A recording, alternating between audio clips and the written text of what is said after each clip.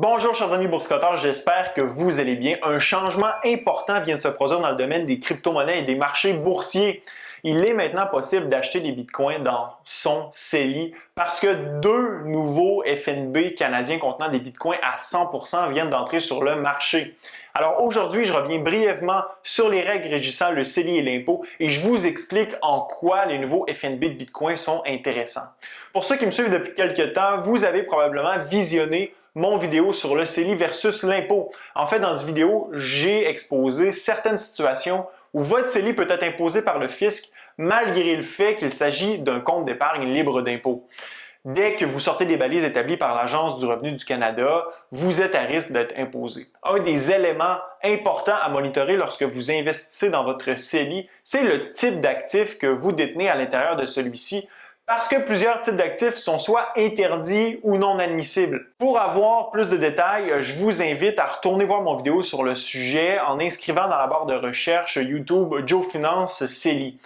Parmi les placements non admissibles, on retrouve les crypto-monnaies, que ce soit le Bitcoin, l'Ethereum, le Dogecoin, peu importe. À ce titre, l'Agence du revenu est très claire et c'est la raison pour laquelle les plateformes de courtage comme Wealthsimple vous demandent d'ouvrir un compte crypto à part en marge de vos comptes d'investissement CELI ou REER sur la plateforme. Ceci veut dire que toutes vos transactions ou investissements dans les crypto-monnaies sont imposables. D'ailleurs, si vous n'êtes toujours pas inscrit avec Wealthsimple, je vous invite à aller vous inscrire. Vous recevez 10 si vous déposez et investissez 100 en vous inscrivant avec le lien qui est dans la description. Alors que vous vendez, échangez ou donnez vos crypto-monnaies à quelqu'un, vous serez imposé sur votre gain en capital. De là l'importance de détenir un livre de compte si vous investissez dans les crypto-monnaies. Vous auriez pu tenter de contourner cette règle en acquérant le fonds QBTC ou GBTC. Le problème, c'est que GBTC se transige sur le marché OTC, c'est-à-dire le marché des penny stocks américains, ce qui le rend non admissible au CELI. Et dans les deux cas, ce sont des closed-end funds. Comme je vous ai expliqué dans une vidéo précédente sur les bitcoins, il s'agit de fonds d'investissement ayant un nombre d'actions limité dont le prix négocié en bourse fluctue en fonction de l'offre et de la demande. Ce qui veut dire qu'en fonction de l'offre et de la demande, le prix du closed-end fund peut être supérieur ou inférieur à la valeur des actifs qu'il contient. Je vais vous faire un exemple et je vais essayer d'être le plus clair possible. Disons que Roger détient 100 bulbes de tulipes achetés dans un village reculé qu'il veut vendre à la grande ville.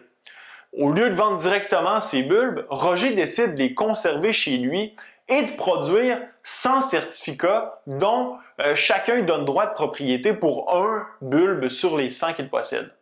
Il vend chacun des certificats 10 $, ce qui veut dire que ces 100 bulbes valent au total 1000 $. C'est ce qu'on appelle le NAV, le Net Asset Value. Roger procède ainsi parce qu'il sait qu'il y a une demande pour ces bulbes de tulipes, mais qu'il est plus ou moins difficile d'accéder au village pour les acquérir. De plus, la majorité des gens ne désirent pas détenir les bulbes directement en raison des conditions de préservation particulières qu'ils exigent. Cependant, après que Roger ait vendu tous ses certificats en ville, plusieurs personnes qui en voulaient n'ont pu en obtenir. Ces gens vont jusqu'à payer 15 $ aux détenteurs de certificats pour pouvoir leur acheter. Or, ces citadins pourraient, dans les faits, se rendre au village reclus et acquérir un bulbe de tulipe pour approximativement 10 $. Au final, les certificats de Roger se transigent en ville à une prime de 50% du NAV, du Net Asset Value, et Roger ne fait rien pour ramener le prix de ses certificats à la valeur des bulbes de tulipes qu'il détient. Donc, autrement dit, les investisseurs sont prêts à payer un total de 1500 $ pour des bulbes qui en valent en fait 1000 $. Tout ça pour vous expliquer le principal problème des closed-end funds. Aucune gestion n'est faite pour s'assurer que les investisseurs obtiennent la meilleure valeur pour leur argent. Dans mon exemple, les citadins payaient 15 $ un bulbe de tulipes qu'ils auraient pu acheter 10 $ au village. Il n'y a pas si longtemps, et ça c'est dans la vraie vie, des investisseurs payaient leur bitcoin 40% plus cher en achetant le fonds GBTC que le prix auquel se transigeaient les bitcoins sur les plateformes transactionnelles de crypto-monnaies. Maintenant, faisons entrer en scène les fonds négociés en bourse ou FNB. Contrairement aux closed-end funds, le prix des FNB négociés en bourse fluctue en fonction de l'offre et de la demande et de la valeur nette des actifs que contient le FNB. Alors, Roger gère maintenant un FNB. Voyant que la demande pour ces certificats est plus élevée que l'offre et que cela fait monter le prix de ceux-ci au-dessus de la valeur des bulbes qu'il détient, il décide d'intervenir. Il appelle son contact au village, Pierre, et lui demande de lui livrer le nombre de bulbes de tulipes nécessaires pour couvrir la demande de certificats en ville. Pierre réussit à acheter au village 10 bulbes de tulipes qu'il envoie ensuite à Roger en ville.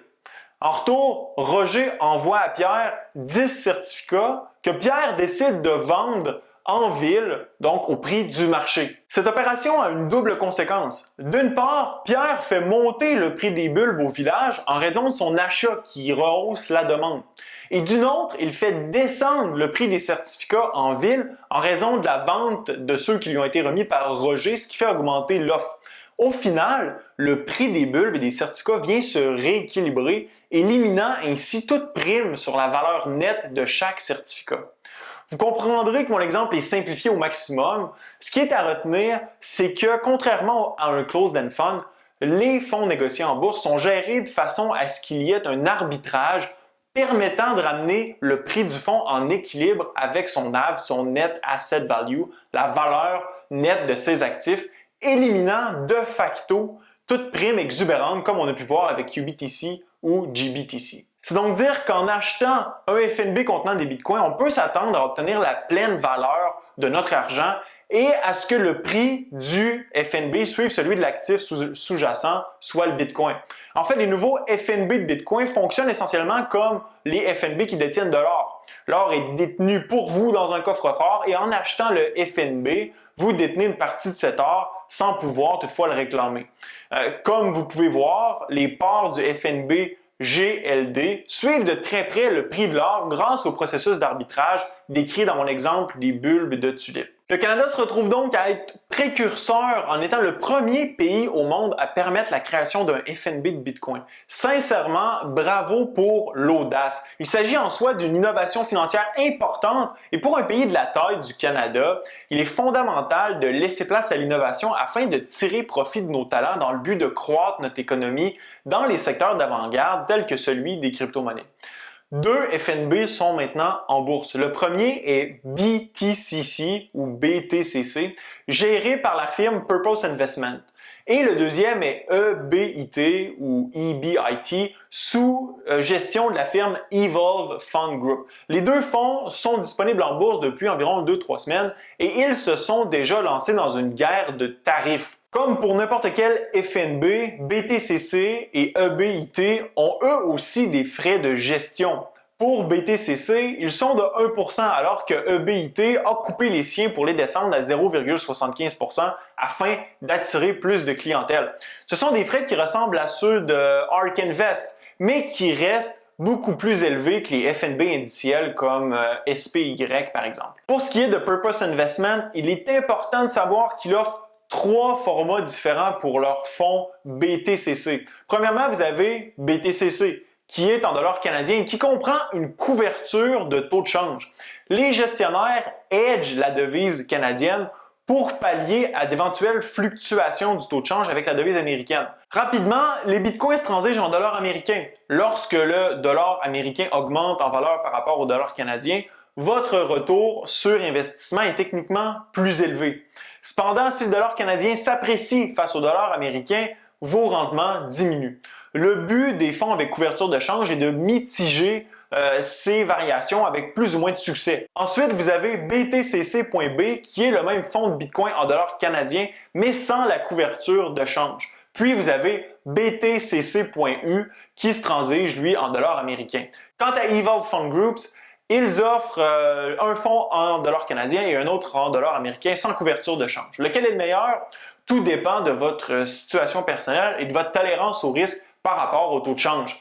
Cependant, on s'entend que si vous investissez dans un FNB de Bitcoin et que votre inquiétude principale est par rapport à la volatilité du taux de change, vous devriez peut-être revoir votre gestion de risque. Parce qu'il faut être réaliste, détenir un FNB de Bitcoin est aussi risqué en termes de volatilité que de détenir des Bitcoins directement. Le Bitcoin est reconnu pour varier fortement sur de courtes périodes de temps et le FNB sera sujet au même type de volatilité. Ce produit ne s'adresse donc pas au cœur sensible, tenez-vous-le pour dit. Cependant, en achetant un FNB, au lieu d'acheter des bitcoins, c'est un peu le même principe que lorsque vous achetez un FNB au lieu d'acheter des lingots d'or. Vous n'avez pas à vous soucier de vous rendre sur le marché pour acheter ou vendre les bitcoins et vous avez la paix d'esprit en ce qui a trait à leur entreposage et à la sécurité par rapport à ça. Toutefois, le plus grand avantage, c'est que vous pouvez détenir le FNB de crypto-monnaie dans votre CELI. Ça, c'est réellement une avancée importante. Vous pouvez maintenant profiter de la hausse du Bitcoin à l'abri de l'impôt. Honnêtement, c'était le principal élément qui me retenait d'acquérir des crypto-monnaies. Mais maintenant que c'est tombé, je suis de plus en plus chaud à l'idée d'acheter quelques-unes de ces actions de FNB. Avant l'arrivée de ces FNB sur le marché, avoir des gains immenses dans le Bitcoin vous exposait à une dette d'impôt importante à payer en cas de vente. Imaginez un de nos camarades qui aurait acheté beaucoup de Bitcoin avant sa lancée vers les 50 000 $ américains. Notre ami, en cas de vente, doit déclarer le tout à l'ARC et à Revenu Québec et payer un immense impôt sur son gain en capital. Le Bitcoin semble aussi de plus en plus prendre la place de l'or comme couverture contre l'inflation et l'incertitude économique. C'est un débat qui fait toujours rage, mais ce n'est pas impossible que le Bitcoin puisse s'imposer comme réservoir de valeur à long terme. Bref, est-ce que je vais acheter? Je ne sais pas encore. Le Bitcoin est assez élevé, mais si jamais on a un repli, il n'est pas impossible que je me trempe le gros orteil en achetant un de ces fonds négociés en bourse qui contient des crypto-monnaies. Laissez-moi savoir si vous avez l'intention d'acquérir un de ces nouveaux FNB de crypto-monnaies dans la zone commentaire. Ce fut un plaisir d'être avec vous. À la prochaine.